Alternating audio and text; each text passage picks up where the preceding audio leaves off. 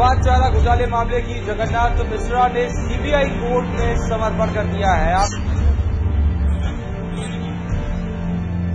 दो बॉल के बाद धोनी बॉलर के पास पहुंच जाते हैं और उनको समझाने लगते हैं। कुछ लग रहा है कि आपसी सामंजस्य अब बेहतरीन यहाँ पर नजर आ। जी बिल्कुल कह सकते हैं।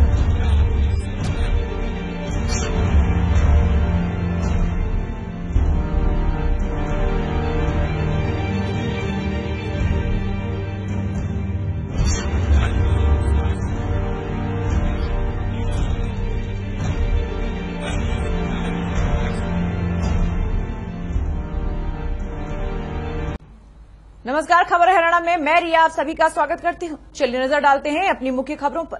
हरियाणा के सभी पुलिस थानों को मॉडर्न बनाने की तरफ पहला कदम उठाते हुए करनाल के आईजी हनीफ कुरैशी पुलिस महानिरीक्षक ने सभी थानों का निरीक्षण किया और महिलाओं से संबंधित अपराधों को जल्द से जल्द निपटाने के आदेश दिए और कहा कि थानों में महिलाओं द्वारा दी गई शिकायतों का निपटारा या हल महिला पुलिसकर्मी ही करेगी और महिलाओं द्वारा 1091 महिला हेल्पलाइन पर जो भी शिकायतें दी जाती हैं उसका निपटारा जल्द से जल्द किया जाएगा। इसके अलावा थाने में शिकायत दर्ज कराने आए लोगों के लिए बैठने की सुविधा सभी थानों में बहुत जल्द की जाएगी।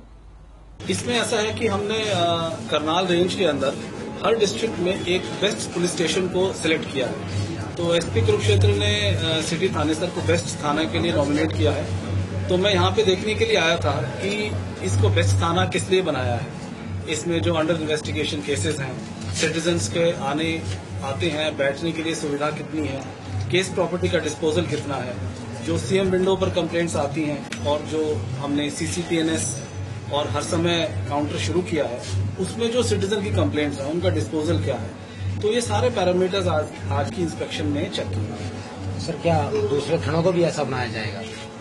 अभी तो हमारा ये मकसद है कि हरियाणा के सब थाने बेस्ट हों, लेकिन उससे पहले हमने एक बेस्ट थाना चिन्हित किया है ताकि एक स्टैंडर्ड को सेट कर दें और उसके बाद सभी थानों को इसी थाने के अनुसार इतना ही बेहतर बनाया जाएगा। सर, एक आजकल जो पूरे प्रदेश भर में क्राइम जोर से ज्यादा बढ़ गया, जैसे लूटपाट की घटनाएं है, रेप से संबंधित घटनाएं हैं, इनसे निपटने के लिए पुलिस द्वारा किस प्रकार के खासकर कठोर कदम उठाए जा रहे हैं? देखिए, इसमें पुलिस की पहली प्रायोरिटी हीनस क्राइम्स, विशेष तौर पे क्राइम अगेंस्ट वुमेन है। उसके लिए समय समय पे इन्वेस्टिगेशन को रिव्यू किया जाता है और खास तौर पर हर केस जो महिला विरुद्ध है उसकी महिला ही इन्वेस्टिगेटिंग ऑफिसर होती है। उसके लिए अभी यहाँ भी मैंने पुलिस स्टेशन में देखा कि महिलाओं के लिए बैठने के लिए अलग रूम दिया हुआ है, अलग टॉयलेट है, अलग उनके लिए सुविधाएं हैं ताकि उनको इन्वेस्टिगेशन में कोई दिक्कत ना हो। 19 से 22 मार्च तक रोहतक के राजीव गांधी स्टेडियम में हुई 35वीं राष्ट्रीय मास्टर्स एथलेटिक चैंपियनशिप 2015 में फरीदाबाद के प्याला गांव में एक बुजुर्ग ने 60 से ऊपर की उम्र के 5 किलोमीटर के वॉक और 400 मीटर की दौड़ में प्रथम स्थान पाकर गोल्ड मेडल हासिल किया है। आपको बता दें कि इस प्रतियोगिता में देश के 18 प्रदेशों ने हिस्सा लिया था, जिसमें फरीदाबाद जिले के प्याला गांव निवासी विजेंद्र सिंह ने गोल्ड मेडल प्राप्त कर जिले का नाम रोशन किया है। ये वेटरन एथलेट थी, नेशनल की वेटरन वो थी और ये रोहतक में आयोजित की गई थी। ये 16 तारीख से 19 तारीख तक राजीव गांधी स्टेडियम रोहतक। तो आपने किस प्रतियोगिता में भाग लिया था जिसमें आपको गोल्ड मेडल प्राप्त हुआ है? मैंने जी 2 आइटम किए थे। एक तो 5 किलोमीटर वॉक 60+ में, 60 साल से ऊपर की एज वालों में, उसमें गोल्ड है और एक 4x400 मीटर रेस उसमें गोल्ड है। कितने और 60 साल से एज उम्र के लोग वहाँ पहुँचे थे और कौन कौन से जिले से पहुँचे थे? इसमें थे जी 18 स्टेटों के आदमी थे। कर्नाटका, आंध्र प्रदेश, महाराष्ट्र, तमिलनाडु, बंगाल, कलकत्ता, सभी के, इसके आसाम के, अपने पंजाब, हिमाचल प्रदेश, अपने पंजाब और इसके गुजरात के, राजस्थान के 18 स्टेट थे जी। 18 स्टेटों में से आपको कहाँ के निवास करते हैं? फरीदाबाद की बात करें तो मेरा गांव प्याला है, डिस्ट्रिक्ट फरीदाबाद में पड़ता है जी। प्याले गांव से आपको फर्स्ट गोल्ड मेडल मिला है, कितनी खुशी है इसको लेके? और क्या इससे पहले भी आपने कहीं प्रतियोगिता में हिस्सा लिया था? मैंने इससे पहले अभी ये स्टेट की हुई थी, हरियाणा मास्टर एथलेटिक मीट। एक पहले ये रोहतक में ही हुई थी, ये 14 से 15 फरवरी को। उसमें भी मेरे 2 गोल्ड और 1 सिल्वर मेडल था। और इससे पहले दिसंबर में पंचकूला में हुई थी जिसमें मेरे 2 गोल्ड 1 सिल्वर था।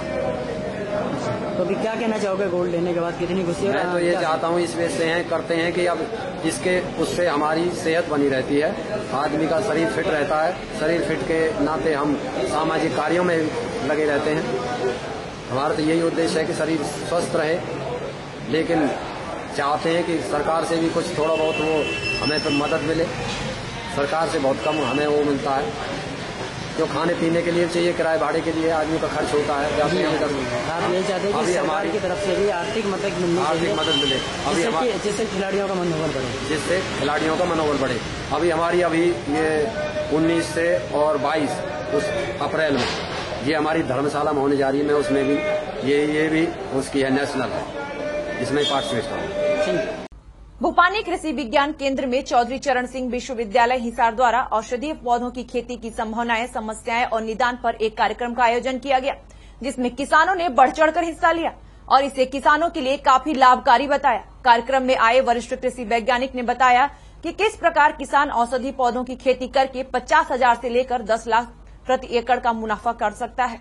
प्रोग्राम शुरू किया है, ये औषधीय विभाग हरियाणा कृषि विश्वविद्यालय ने किया है और इनको हम सहयोग कृषि विज्ञान केंद्र भोपानी सहयोग दे रहा है। और ये हरियाणा में 2 ही जगह प्रोग्राम होना था। हमने इनसे बड़ी रिक्वेस्ट करके कहा कि हमारे जिले में होना चाहिए, क्योंकि ये दिल्ली के पास है, तो हमारे किसानों को थोड़ा फायदा हो जाए।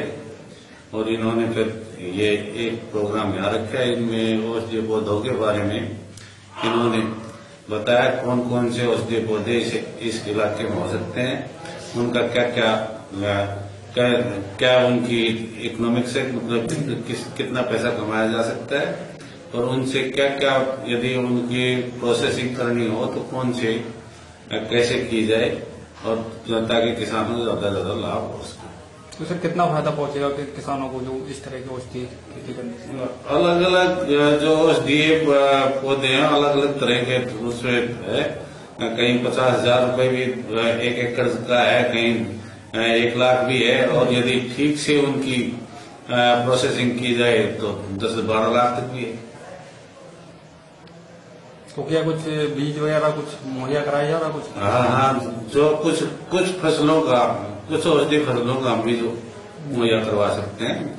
हम अध्यक्ष महोदय से रिक्वेस्ट करेंगे कि वो हमारे किसानों को दे दें। हम गांव मोहन्ना से कुल 14 किसान कृषि विज्ञान केंद्र भोपानी औषधीय और सुगंधित पौधों के बारे में जो खेती की नई तकनीकी है, हिसार कृषि विश्वविद्यालय से आए हुए कृषि विज्ञानियों ने हमें तकनीकी सहायता प्रदान की।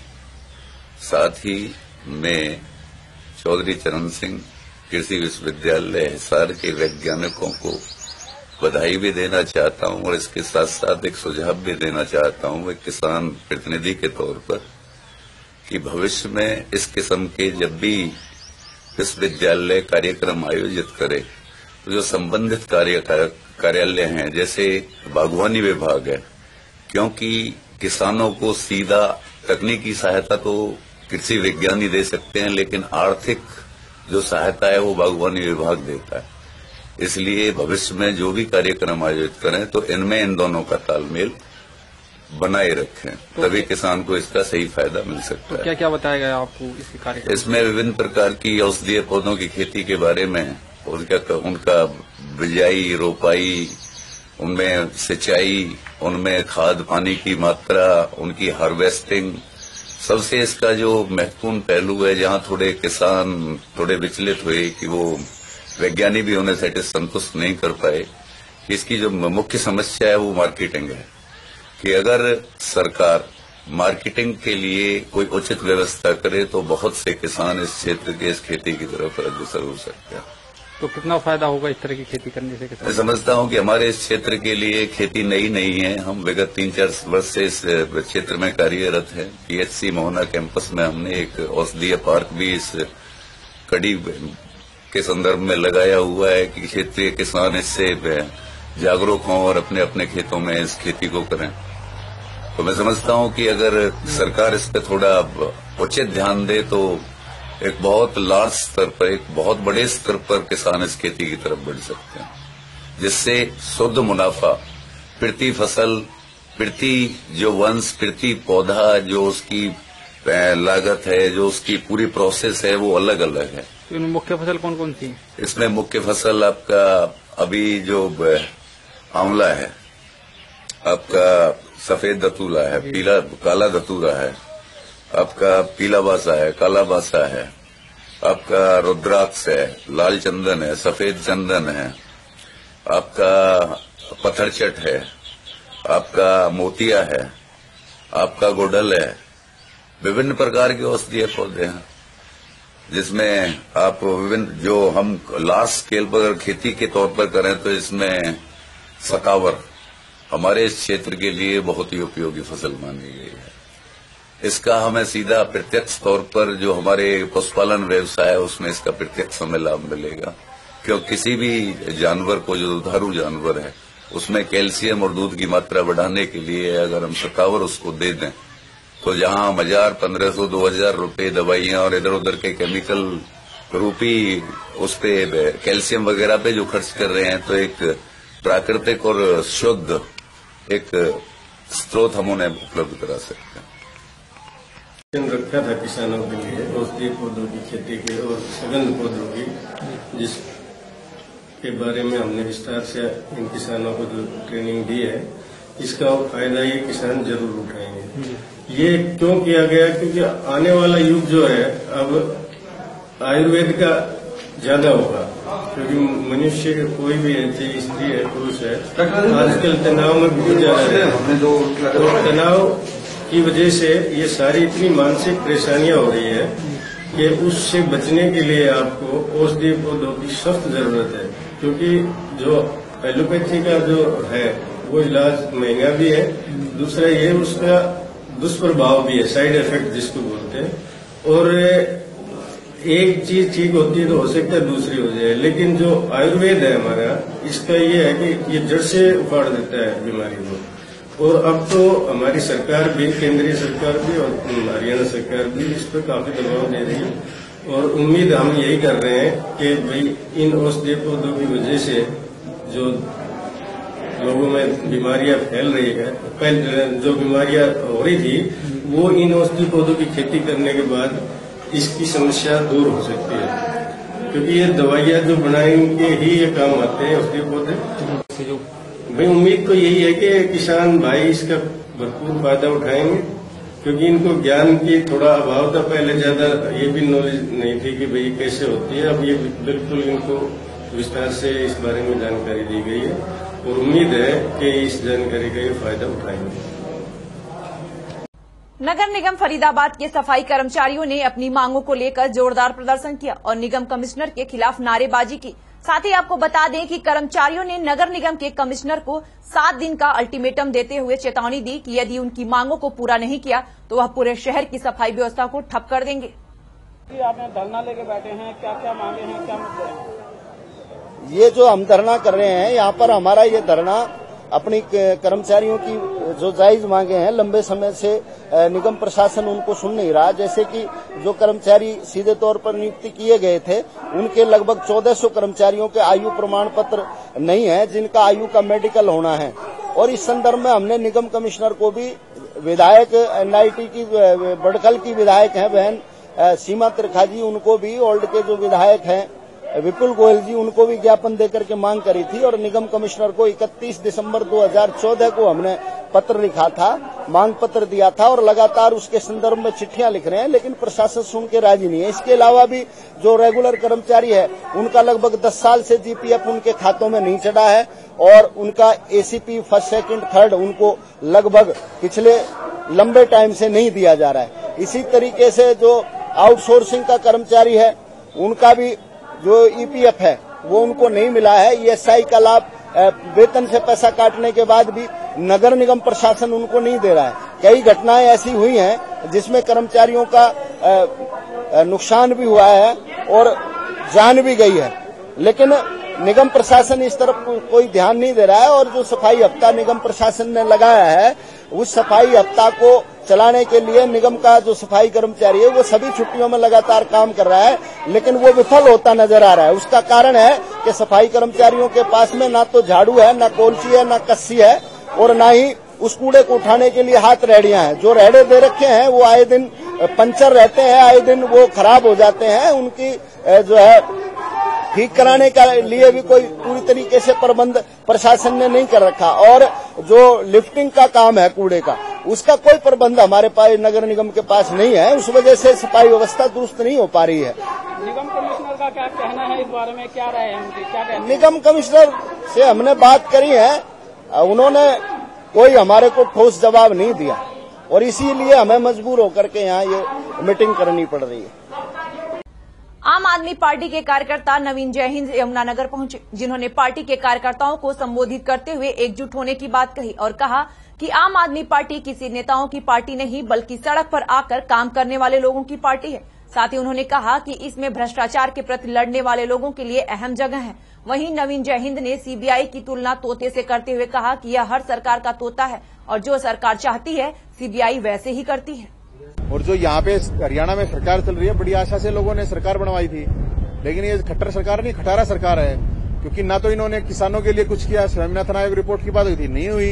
इन्होंने बेरोजगारी भत्ते की बात हुई थी, नहीं हुई। बुढ़ापा पेंशन की बात हुई थी, नहीं हुई। तो इन्होंने किया क्या अभी 6 महीने में? हमने भी वादे किए थे, हमने भी दिल्ली में चुनाव लड़ा है, हमने तो बिजली पानी ऑफ कर दिया था। अब हरियाणा, अगर दिल्ली में बिजली सस्ती हो सकती है तो हरियाणा में क्यों नहीं? अगर दिल्ली में हमारा सीएम बिना लाल बत्ती के चल सकता है, बिना ताम जाम के चल सकता है, तो हरियाणा क्यों नहीं?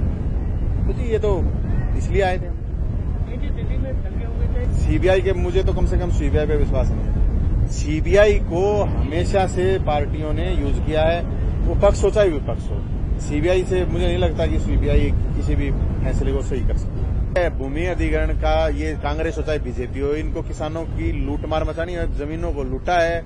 पीछे 10 साल से कांग्रेस ने लूटा, बीजेपी ने शुरू कर दिया। बड़ी इंटरेस्टिंग चीज एक देखिए आप इसमें कि किसान, मतलब इन्होंने कानून में ये डाल दिया है कि किसान अदालत में नहीं जा सकता, कसाब तो अदालत में जा सकता, अफजल तो जा सकता है, लेकिन किसान नहीं जा सकता।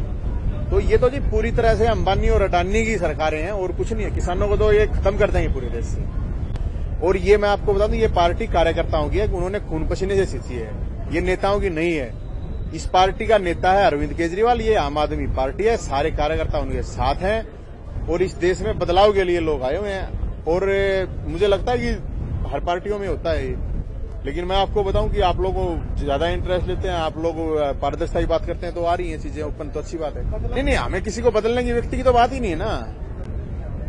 नेताओं की पार्टी नहीं है सर जी, ये कार्यकर्ताओं की पार्टी है। कौन रहता है कौन जाता है, किसी से कोई फर्क नहीं पड़ना इस पार्टी में। जब अन्ना आंदोलन से अन्ना जी गए थे, तब भी लोगों ने कहा था कि ये बर्बाद हो गए। ये अरविंद केजरीवाल के संघर्ष से, बलिदान से, और ये जो लाखों कार्यकर्ता है ना, इनके उससे खड़ी हुई है ये पार्टी। कोई किसी नवीन जयहिंद या किसी और के वजह से नहीं हुई है। दिल्ली सबकी है, और ये मतलब लोगों को यहाँ पे ही नहीं मिल रहा है, दिल्ली में किसको देंगे? ये दिल्ली सबकी है, उस पर सबका हक है। हरियाणा के लोग भी तो वहां पे 25% हरियाणा के लोग रहते हैं, कई लाख लोग रोज वहां पे, वो पानी नहीं पीते क्या दिल्ली में जाके?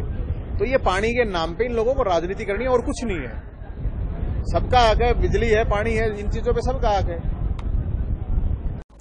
इस बुलेटिन में फिलहाल वक्त हो चला एक ब्रेक का। अब देखते रहें खबर हरियाणा।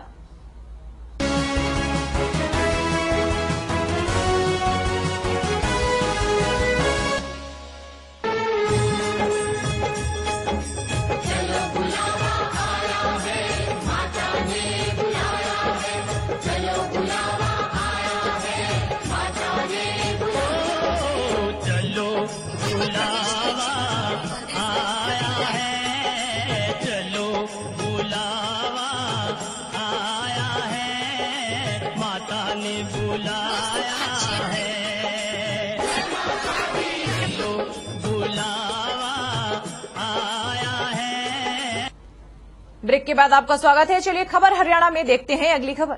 यमुनानगर के गांव सुडैल निवासी प्रदीप का शव 7 महीने बाद उसके गांव पहुंचा है। प्रदीप की सऊदी अरब में 7 महीने पहले ही मौत हो गई थी, लेकिन शव को यहां लाते लाते 7 माह बीत गए, जबकि प्रदीप शादी के 7 दिन बाद ही विदेश चला गया था। और अब जब उसके शव को उसके गांव लाया गया तो उससे 7 मिनट भी उसकी पत्नी उसका चेहरा नहीं देख पाई। आपको बता दें कि मृतक का परिवार पिछले 7 महीने से अपने बेटे के शव का इंतजार कर रहा था। परिवार के लाख गुहार लगाने पर भी प्रशासन ने इस पर कोई ठोस कदम नहीं उठाया। अभी शादी के बाद 7 दिन बाद चला गया था। शादी के बाद 7 दिन रह कर गया तो मैं 1.5 महीना ठीक ठाक रहा है। फोन करे करता, बात करे करता, सब गिरलो, परिवार गिरलो भी, मम्मी पापा गिरलो भी। 80,000 मंगवाया जी ने, मम्मी 80,000 कहा, मैंने चाहिए कहा, मांग रहे, मैंने 80,000 भी भेजा जी इकट्ठा करके जो दियो सारा। उसके बाद फोन धंधा बिल्कुल बंद चला गया जी। फोन कोई नहीं, बात नहीं, मर गिरलो कोई। उसके बाद कोई यार दोस्त ने फोन करा, अभी 3 दिन गए, 30 तारीख की छुट्टी मंजूर होगी, 30 तारीख ने उन्होंने कहा फांसी डेली बात हुई। कोई यार दोस्त का फोन आया, मैं तो वैसे कोई कंपनी का फोन नहीं आया जी, कोई कहीं तो फोन नहीं आया मेरे को। फिर भी बेटा कुछ नहीं बना, किसी ने सहायता नहीं दी। शादी कब हुई थी और कितने दिनों बाद डेड बॉडी आई? 7 महीने बाद आई जी, 7 महीने बाद डेड बॉडी। शादी के 7 दिन बाद चले गया था। कुछ शक है आपको किसी ने मारा है या कैसे? वहाँ कौन देखा था? वहाँ कौन देखा जी? प्रदेश में कौन देखा? कल्ला बच्चा था, कल्ला बच्चा था, नहीं सारे तरह के 2-4 थे। वैसे तो पतिया जहाँ 5-4 जने में कुछ बात हो जा शक तो। हाँ जी, पुष्पा देवी जी। मामला शेखचिल्ली मकबरे थाने का है, जहां पुलिस के हाथ एक बड़ी कामयाबी लगी है। पुलिस ने आर्म्स एक्ट के तहत एक आरोपी को गिरफ्तार किया है। आपको बता दें कि आरोपी के पास से एक देसी पिस्टल और 3 राउंड जिंदा कारतूस बरामद किए हैं। पुलिस अधीक्षक ने बताया कि आरोपी की पहचान कादिर खान निवासी पारसौली, जिला मुजफ्फरनगर, यूपी के रूप में की है। थाना सैफ सर बस स्टैंड चांसर रोड पर मौजूद था, जो मैं अपनी पुलिस पार्टी के साथ शेखचिल्ली मतलब एक तरफ जा रहा था, तो सामने से एक लड़का आता दिखाई दिया, जो पुलिस की गाड़ी देखकर एकदम तेज कदम से दौड़ने लगा। जो मेरे साथी कर्मचारियों को पकड़ा तो उससे नाम पता पूछा सकीब ना पर, तो उससे उसकी डब से एक देसी पिस्तौल और 3 राउंड मिले। सर किसी वारदात में शामिल है ये आरोपी या बेचने के लिए लाया था? आरोपी कहाँ से है और उसकी पहचान? ये उधर मुजफ्फरनगर डिस्ट्रिक्ट का रहने वाला है। हरियाणा सरकार के खिलाफ विरोध प्रदर्शन करते हुए Haryana power corporation workers union के कर्मचारियों ने पूरे प्रदेश के जिला कार्यालयों पर विद्युत विभाग में लगे हुए अस्थायी कर्मचारियों को अस्थायी करने को कहा और साथ ही उन्हें कहा कि उन्हें समान वेतनमान देने की मांग की। आपको बता दें कि वर्कर्स ने फरीदाबाद जिला उपायुक्त कार्यालय पर प्रदर्शन करते हुए चेतावनी दी है कि अगर हमारी मांगे पूरा नहीं की गई तो आने वाले दिनों में करनाल के अंदर मुख्यमंत्री निवास स्थान पर प्रदर्शन करेंगे। हमारे बिजली बोर्ड के अंदर 10,000 से ज्यादा कच्चे कर्मचारी काम कर रहे हैं, लेकिन बिजली बोर्ड में सबसे ज्यादा शोषण अगर आज हो रहा है वो डीसी रेट पे जो कर्मचारी रखे हुए उनका हो रहा है। उनका ना ईपीएफ जमा हो रहा है, ना उनके कोई सिक्योरिटी, ना उनको टीएनटी भी मिल रही है। उनके इतना शोषण किया जा रहा है, बहुत ज्यादा हो रहा है। ठेकेदार के द्वारा काम कर रहे हैं। हमारी मांग है कि उनको अपने विभाग के द्वारा लिया जाए। हमारे जो 120 कर्मचारी जो लाइन के ऊपर एक्सीडेंट हो गए, उनको आज तक कोई कंपनसेशन नहीं दिया गया। उनकी मांगों को लेकर के ऑल हरियाणा पावर कॉर्पोरेशन आज ये डीसी ऑफिस के द्वारा, डीसी कार्यालय के द्वारा, और हम मुख्यमंत्री इसके मांग पत्र देने जा रहे हैं, क्योंकि हमने बिजली विभाग को अपने एक्शन के मार्फत से, सभी एक्शनों के मार्फत से हमने निगम मैनेजमेंट को ज्ञापन दिया था, उस पर कोई कार्रवाई नहीं की, जिसकी वजह से हमें आज यहाँ हरियाणा सरकार को ज्ञापन देने के लिए जा रहे हैं। अगर हम क्योंकि हमारे ये बिजली कर्मचारी जो डीसी रेट पे काम कर रहे हैं वो हमारे भाई हैं, हमारे साथ काम करते हैं। हम अगर उनकी हमारी मांगे नहीं मांगी सरकार ने तो हम आगे भी कोई भी आंदोलन करने के लिए तैयार हैं।